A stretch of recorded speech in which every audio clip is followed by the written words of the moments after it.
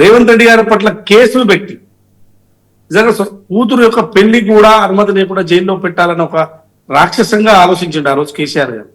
అయినా కోర్టు నుంచి పర్మిషన్ తెచ్చుకొని పెళ్లికి హాజరై ఎక్కడ కూడా బెదరకుండా ఎదురు నిలబడ్డాడు చూడు. సో అక్కడనే ఆయన నిలబెట్టింది రాజకీయాలు. సో ఒక నాయకుడిని పదే పదే తొక్కాలని ఒక ప్రయత్నం చేస్తే వారు ఆ కాలానికి అప్పటికప్పుడు పైశాచిక ఆనందం పొందొచ్చేమో, కానీ ఇవాళ పరిస్థితి ఎట్లా ఉన్నది?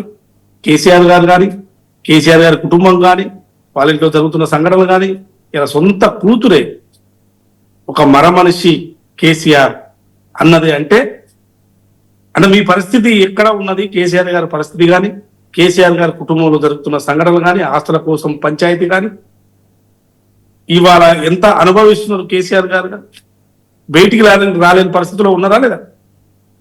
సో ఆ పరిస్థితికి పోయిందంటే కారణం ఎవరు? ఇలా అధికారం పోయింది కాబట్టి ఆ పరిస్థితి వచ్చింది. అధికారం ఉంటే మీరు ఎన్ని దుర్మార్గాలు చేసేవాళ్ళు.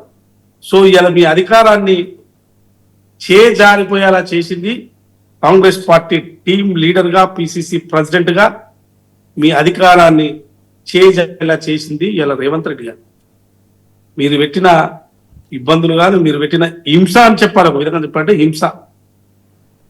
ఇలా ఆ హింసను తట్టుకొని ముఖ్యమంత్రి కాగలిగారు. ముఖ్యమంత్రి అయిన తర్వాత కూడా ఆయన మీలాగా మాత్రం వ్యవహరించట్లేదు. అప్పుడు ఎవరైనా మాట్లాడే పరిస్థితి ఉన్నదా? అప్పుడు అసలు బయటకు వచ్చి మాట్లాడే పరిస్థితి ఉన్నదా? ధర్నా చేయకుండా కూడా ఎత్తేసిన పరిస్థితి కనపడు. సో ఇట్లా ఇలా ముఖ్యమంత్రిగా రేవంత్ రెడ్డి గారు ఆ పరిస్థితి లేకుండా డెమోక్రటిక్ గా ఓకే రాజకీయ పార్టీలో మాట్లాడతారు మాట్లాడనియండి. మనం అంత మాట్లాడినంత మాత్రాల ఇప్పుడు మనము ప్రభుత్వానికి వచ్చిన ముప్పు లేదు. వాళ్ళు ప్రజాస్వామ్యంలో మాట్లాడలేకపోతే కూడా మంచిది కాదని ఒక ధోరణితో ప్రజాపాలన నడిపిస్తున్నారు రేవంత్ రెడ్డి గారు. ఇప్పుడు వేణుగోపాల్ రెడ్డి గారు చాలా మంది సీఎంలను మీరు చూశారు. ప్రత్యేక తెలంగాణ రాష్ట్రం వచ్చిన తర్వాత కేసీఆర్ 9 సంవత్సరాల 4 నెలల పాటు ఆయన ముఖ్యమంత్రిగా ఉన్నారు. అంతకుముందు వైఎస్ రాజశేఖర రెడ్డి గారు ఉన్నారు, చంద్రబాబు గారు ఉన్నారు, ఇప్పుడు రేవంత్ రెడ్డి గారు ఉన్నారు. సో ఈ 4 వ్యక్తుల్ని మీరు చూశారు. ఇప్పుడు ప్రభుత్వంలో మీరు కూడా ఒక కీలకమైన పాత్ర పోషిస్తున్నారు. గత ముఖ్యమంత్రులకు రేవంత్ రెడ్డికి తేడా ఏముందంటే ఏం చెప్తారు? ఒకటి, నేను ఎందుకంటే ఒక గత ముఖ్యమంత్రులతో పోలిస్తే వాస్తవానికి చెప్పాలంటే అటు చంద్రబాబు నాయుడు గారు కానీ, ఇటు కేసీఆర్ గారు కానీ, జగన్మోహన్ రెడ్డి కానీ, వీరికి అందరికి కూడా ఒక నేపథ్యం ఉందండి. నేను ఎందుకంటే వీళ్ళకి ఒక నేపథ్యం ఉంది. ఇప్పుడు జగన్మోహన్ రెడ్డి గారికి రాజశేఖర రెడ్డి గారు వాళ్ళ ఫాదర్ ముఖ్యమంత్రి. సో ఓకే, ఆయన చనిపోవడం ఒక బాధాకరము. సో ఆ తర్వాత ఆయన ఒక రాజకీయ పార్టీ పెట్టుకోవడము, అదే లెగసీతో పార్టీ పెట్టుకొని ఆ రాజకీయాల్లో ఎదుగుదలకు ఎదిగారు. సో చంద్రబాబు నాయుడు గారు కూడా వాళ్ళ సొంత మామ ముఖ్యమంత్రిగా ఎన్టీ రామారావు గారు ముఖ్యమంత్రిగా ఉన్నారు. సో ఆ సంఘటన ఆ రోజు జరిగిన సంఘటన మనకు అందరికి తెలుసు. సో వాళ్ళ మామ లెగసీతో ఇలా ముఖ్యమంత్రిగా చంద్రబాబు నాయుడు గారు రాజకీయాల్లో కొనసాగుతున్నది అది స్పష్టం. కేసీఆర్ గారికి సంబంధించి ఆనాడు ఎన్టీ రామారావు పెట్టిన పార్టీలో చేరి ఎమ్మెల్యేగా ఎదిగి ఒక దాదాపు ఒక 20 సంవత్సరాలుగా ఎమ్మెల్యేగా ఉండి తెలంగాణ ఉద్యమానికి సంబంధించిన నేపథ్యంలో పాల్గొని ఆయన ఒక రాజకీయ పార్టీ పెట్టుకొని ఈ ఒక లాంగ్ టర్మ్ లో ఆయన ముఖ్యమంత్రి కాగలిగారు. సో వీళ్ళందరికన్నా కూడా రేవంత్ రెడ్డి గారి యొక్క రాజకీయ ప్రస్థానం చూస్తే ఒక లక్ష్యంతో కనపడ్డది. వీళ్ళంతా కూడా నేనేమంటే అంటే ఇది విమర్శ కాదు, వీళ్ళందరూ కూడా ఒక లక్ష్యంతో ముఖ్యమంత్రి కావాలన్న అయిన వాళ్ళైతే కాదు, పరిస్థితులను బట్టి అయిన వాళ్ళని నేను చెప్పగలను. ఓకే, మా రేవంత్ రెడ్డి గారు ఇండిపెండెంట్ గా ఎదిగారు. వాళ్ళ పరిస్థితులను బట్టి ఆ పరిస్థితులకు అనుకూలంగా మారి ముఖ్యమంత్రిగా అయ్యారని చెప్పొచ్చు. ఓకే, వాళ్ళ నేపథ్యంలో వాళ్ళు అయ్యారు.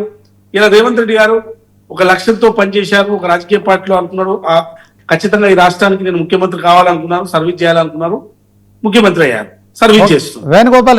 వేణుగోపాల్ రెడ్డి గారు ఓకే, అమలు చేయలేని హామీలు ఇచ్చారు, అధికారంలోకి వచ్చింది కాంగ్రెస్ పార్టీ, 2.5 ఏళ్ళు అవుతోంది, 6 గ్యారెంటీలు అమలు చేయలేకపోతున్నారు. ఇక కాంగ్రెస్ పార్టీ మరొక 9 ఏళ్ళ దాకా కూడా తెలంగాణలో అధికారంలోకి రాదు. సో ఇచ్చిన హామీలు నెరవేర్చట్లేదు, ప్రజల్లో తీవ్ర వ్యతిరేకత ఉందని ప్రచారం కూడా జరుగుతుంది. ఫైనల్గా ఏం చెప్తారు? ప్రచారం ఇది ఎవరు చేస్తలేరు. ప్రచారం అంతా కూడా ప్రతిపక్ష పార్టీలు చేస్తున్నాయి. ఒక రాజకీయ పార్టీగా వాళ్ళు ప్రచారం చేస్తుంటారు. సో వాళ్ళకన్నా అమలుగానే హామీలది కాంగ్రెస్ పార్టీగా మేనిఫెస్టోలో పెట్టాలి. అట్లా వాళ్ళు పెట్టిన హామీలు చూస్తే చాలా హామీలు వాళ్ళు ఎగ్గొట్టిపోయారు. ప్రజలు వాళ్ళకు ఏ పరిస్థితి తీసుకొచ్చారో తెలుసు. ఇలా కాంగ్రెస్ పార్టీ ఏదైతే చేయగలిగినదో ఆ హామీలు మాత్రమే ఇచ్చింది. ఓకే, వాళ్ళు పదే పదే ఏం చెప్తున్నారో వాళ్ళకే అర్థమవుతుంది. ఊరికే అమలు చేయలేదు, 6 గ్యారెంటీలు అమలు చేయలేదు, 6 గ్యారెంటీలు అమలు చేయలేదు అని చెప్తుంటారు. ఒక స్లోగన్ తీసుకొని దీని ప్రొపగడను బురదలనే ప్రయత్నం తప్ప వాస్తవానికి చెప్పాలంటే వాళ్ళ దగ్గర సబ్జెక్ట్ లేదు విమర్శించడానికి. నిన్న మన దాకా రైతు భరోసా లేదు, రైతు భరోసా లేదు అని చెప్పారు. అది ఒక్కటే చెప్పుకుంటూ వచ్చింది. ఇవాళ రైతు భరోసా అందరికీ రైతు భరోసా పడిపోయింది. ఓకే, ఒడిదుడుకులు ఎదుర్కొన్నారు. రైతు భరోసాకు సంబంధించి మధ్యలో ఒడిదుడుకులు ఎదుర్కొన్నారు. ఉన్న వాస్తవాలు కూడా ముఖ్యమంత్రి గారు వివరించారు. మేము ఎన్ని వేల కోట్లు మేము రైతు భరోసాకి ఇప్పటివరకు వేసిన ఉన్న విషయాన్ని కూడా ఉన్నట్టుగా ప్రజలకు వివరించారు. ఫైనల్ గా వేణుగోపాల్ గారు సో ఇప్పుడు 10 ఏళ్ళు నేనే రైతు సీఎం అని భరోసా- చెప్పడం, 10 ఏళ్ళు రేవంత్ రెడ్డి నేనే సీఎం అని చెప్పడం ఎట్లా చూస్తారు? ఇప్పుడు ఖచ్చితంగా కూడా ఇప్పుడు మేము ప్రజాపాలన అందిస్తున్నాం, ఖచ్చితంగా మరోసారి అవకాశం ఇస్తారు అని ఒక విశ్వాసంతో చెప్తున్నారు. విశ్వాసంతోనే ప్రజలు మాకు మరోసారి తీర్పిస్తారన్న విశ్వాసంతో ముఖ్యమంత్రిగా రేవంత్ రెడ్డి గారు చెప్తున్నారు.